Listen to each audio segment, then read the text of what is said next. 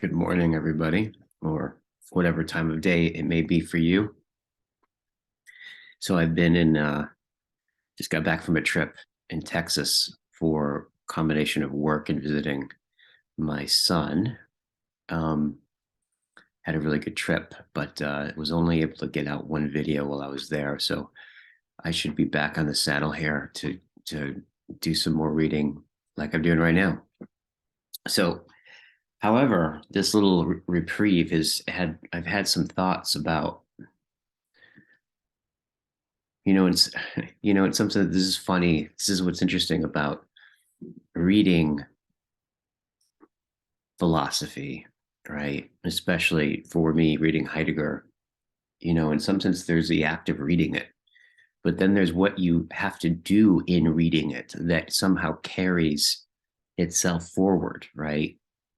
Think about it, it's like little thought worms get like planted in your mind, and as you kind of live this these things that you maybe just noticed while reading it that maybe struck you, right? But oftentimes they're not really that noticeable. Kind of sit in there and starts getting down to the levels of your own presuppositions, right? About the way that you think about things. And if you alter a presupposition, right, that starts to affect the kinds of thoughts that you have, and especially the kinds of perceptions that you have, right? And in this part of the text where he's starting to, in some sense, try to wiggle free philosophy from, returning philosophy to its own sovereignty, basically, and wiggling it free from technology and calculation, and from it becoming considered one of the sciences, right? In some sense, we can read this and hear this as a wiggling free and sovereignty for philosophy.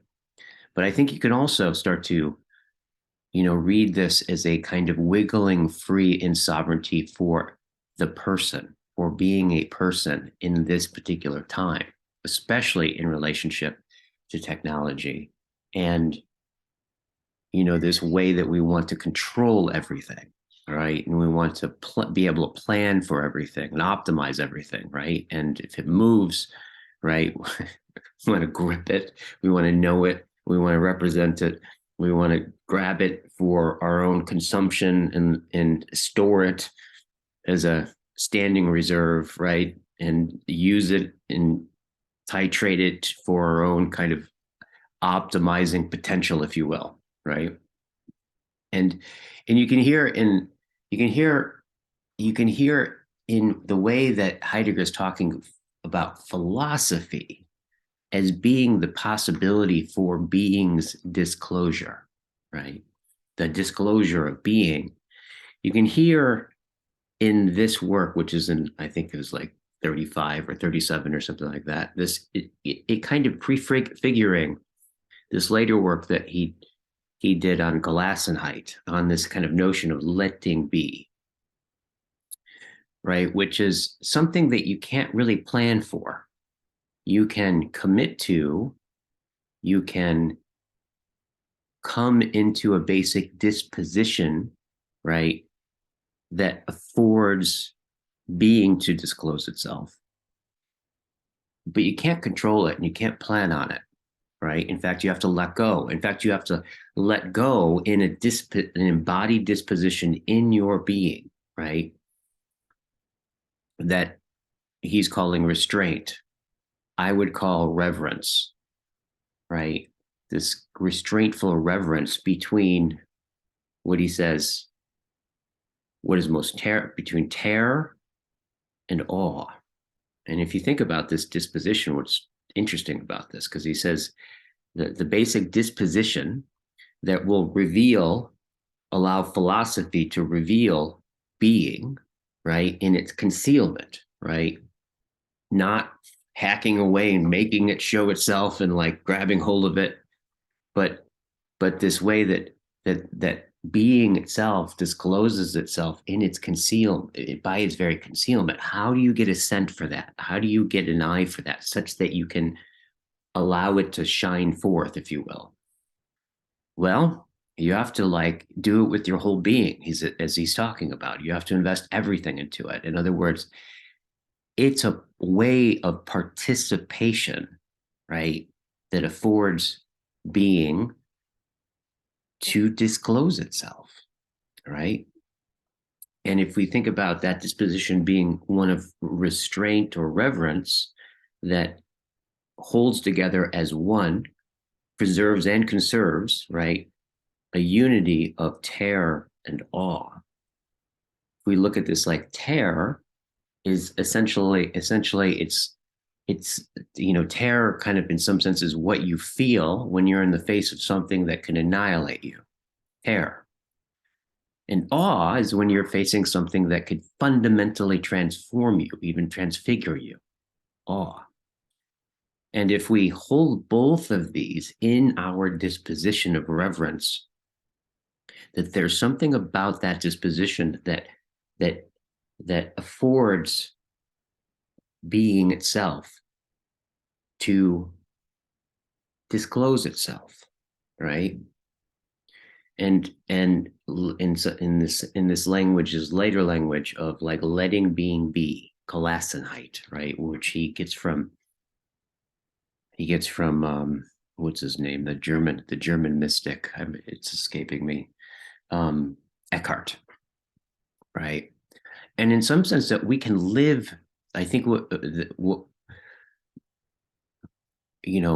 including philosophy, but even beyond philosophy, in our way of approaching and comporting ourselves and holding ourselves in the world, right? Which is, in some sense, a sovereignty from technology. Okay. So, anyways, those are some of the thoughts I've been having in the way that this reading has been kind of gnawing at me as I've been living. Okay, let's start reading. Okay, so I'm just going to jump in here from where we left off. I'll read this last sentence. This is, I think, page 6.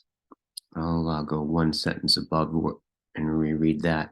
So he says up here, what withdraws from us more than the essence of being, i.e., the essence of that which, in all the fabricated and dispossessed beings, hold sway around us and bearing us on, is the closest, but at the same time, the most worn out through constant handling and therefore the most ungraspable? Okay, now this is where we're going to pick up. To posit the very seeking as a goal means to anchor the beginning and the end of all reflection in the question of the truth, not of this or that being, or even of all beings, but of being itself. Okay, I'm just going to read through this whole paragraph and then we can come back and see if we can break it down. The grandeur of man is measured actually, I'm going to go back to the top here. To posit the very seeking as a goal means to anchor the beginning and the end of all reflection in the question of the truth, not of this or that being, or even of all beings, but of being itself. The grandeur of man is measured according to what he seeks and according to the urgency by which he remains a seeker. The grandeur of man is measured according to what he seeks and according to the urgency by which he remains a seeker. Okay, so I think we can make sense of this. So let's break this down because I think this is super important and it demarcates a shift happening in Heidegger at this time. Right, this distinction between beings, the being of beings, and then being itself. Right, this being itself is, I think, what he's attempting to open up. But let's just see if we can get a sense of it. To posit the very seeking as a goal, i.e., because normally when we seek, we're not seeking our seeking. right? We're seeking something, our seeking is a means by which we arrive at what is sought.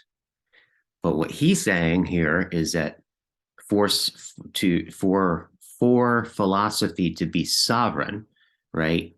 It it must in some sense not seek what is sought, but what is sought is the seeking itself, right?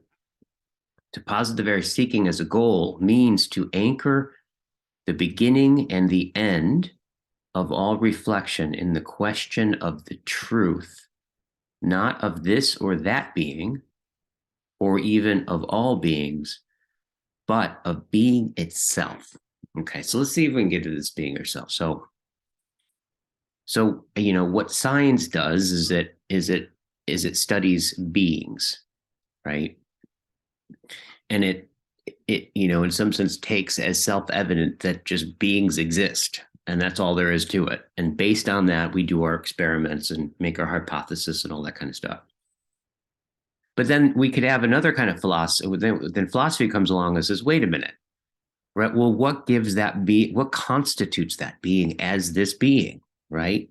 It's not just, it's given by something else that we can come to know, right? So what is the being of beings, right? There's the ontological difference, right? Of like, well, no, in different epochs of history, our understanding of being has changed, and thus beings themselves show themselves differently than they do at other points of history. So there must be something going on there that's not just given, it just is this way. But there's a way we participate, there's a way that we understand it, that as that changes, we can see beings themselves show up, right, as something different, that call for something different in us. So that's looking at the being of beings.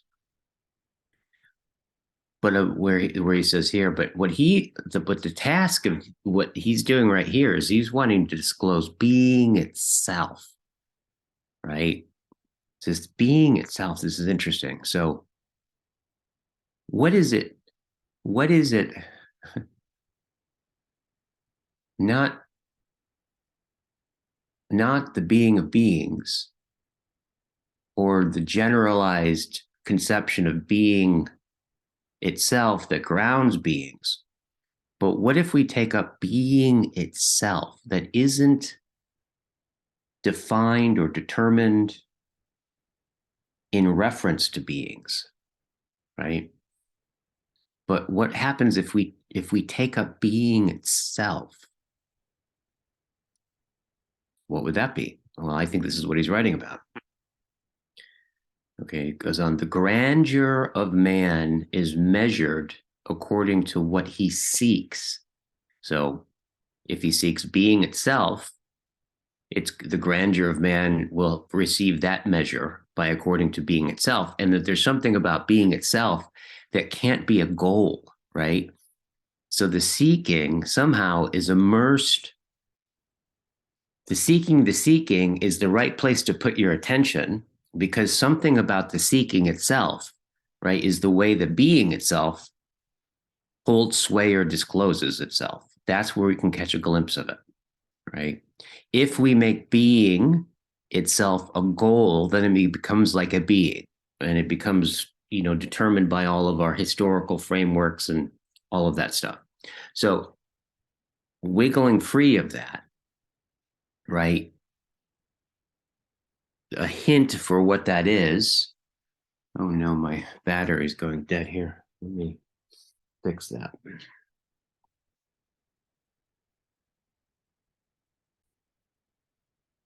Sorry about that. So basically, if we bring our attention not to the goal of the seeking, but the seeking itself, there's something about that affords something like being itself to be the measure of man, right? The grandeur, as he puts it. Okay. The grandeur of man is measured according to what he seeks and according to the urgency by which he remains a seeker. Okay. So in other words, that this be our sole task in some sense, the urgency, that there's something at stake in the matter. And I think what he's going to say is what's at stake in the matter in our seeking, right? That our seeking being the goals is that what's at stake in that is the most important thing, being itself. Now, what he means by being itself, right, I think is a mystery here. But in some sense, this is here's the bedazzling paradox of this, right? If being itself can't ever be a being, how do we ever grasp it? Right? Well, I think precisely we can't grasp it, yet it's the most determining of ourselves. And therefore, it's going to take something different than being a subject, right? It's going to take a transformation of even what we call ourselves, a different way of participating. Okay, so we're going to go to the next paragraph. Such questioning of the truth of being is sovereign knowledge, philosophy. Here, questioning already counts as knowing, because no matter how essential and decisive an answer might be, the answer cannot be other than the what is that word? Penultimate step in the long series of steps of a questioning founded in itself, in the domain of genuine seeking. To find does not mean to cease seeking, but is the highest intensity of seeking. Okay. Let me read that again. Here, questioning already accounts as knowing, because no matter how, okay, so let's break that down. So here, questioning already counts as knowing. See, normally questioning counts as not knowing, thus the question. But he's saying something different here. He's saying that questioning is the knowing. Let's just keep that in mind. He says, because no matter how essential and decisive an answer might be, the answer cannot be other than the penultimate step in the long series of steps of a questioning founded in itself. Okay, so if in some sense, if being itself somehow is, I don't know, dwelling in the questioning, then asking the questions and the series of questions, right, is in some sense coming closer to it. But the answer to the questions, in some sense, I guess could put us in danger of moving away from it. So the sovereignty, right, of philosophy and of the questioning is precisely in abiding in a deepening and ever deepening question, right? So in some sense, we're not, the sovereignty isn't in answering the question, but in some sense, questioning deeper.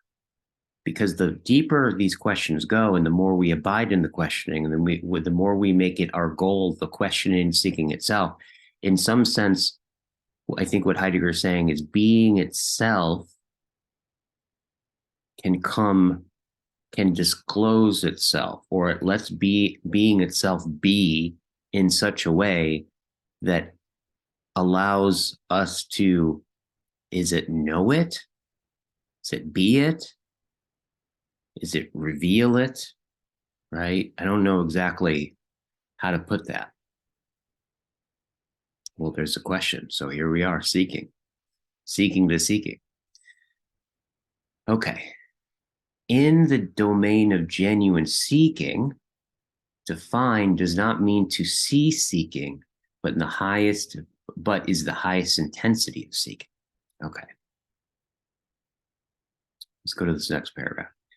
This preliminary interpretation of the essence of philosophy will, to be sure, have meaning for us only when we experience such knowledge in the labor of questioning.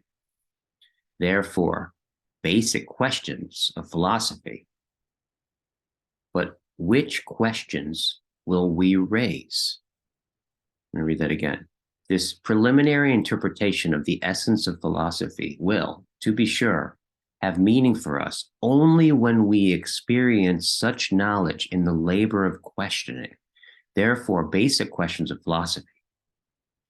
But which questions will we raise?